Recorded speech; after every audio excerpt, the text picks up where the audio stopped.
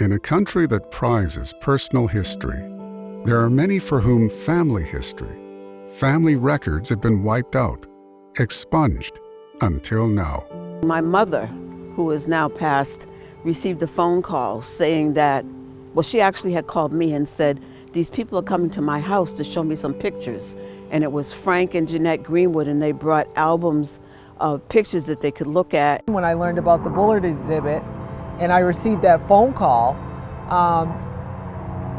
let me tell you, I literally got goosebumps. The picture of my grandfather and the siblings. Number one, the pictures were so clear. The detail is so clear, you know, and they look like to be a very happy family. My name's Frank Morrill, and I've been collecting these kinds of things for the past 54 years. He bought boxes and boxes of glass plates. For years, they sat untouched. Morrill's granddaughter, Hannah, discovered many of the plates weren't just images of buildings in and around Worcester, Massachusetts. They appeared to be numbered portraits. She said, oh, why does it have a little number in the back? And it had a little number 76 was scratched into it. And I said, at first I don't know. And then I looked into it a little further, and within a couple hours I realized that I had the logbook that I'd purchased along with the nearly 6,000 negatives when I bought them from this one photographer, William Bullard. And so William Bullard's photograph, number 76, Celia Perkins, was traced to a local family, the Hamptons.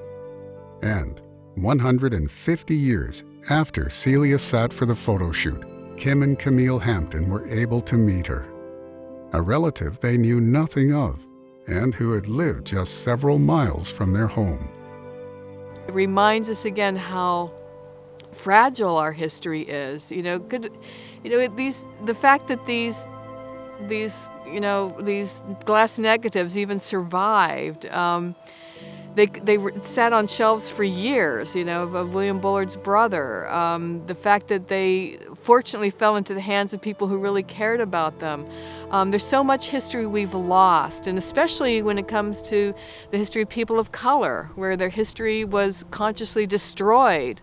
History is important, and history is told through words, but it's also told through photographs. Not feeling like you belong in the country you grew up in is very difficult, and being able to see these photos and relate it back to like my historical roots and where I came from, it just affirms that not only did my family live here and survived and thrived, but the Black presence in America is very strong, and we're rooted in the history.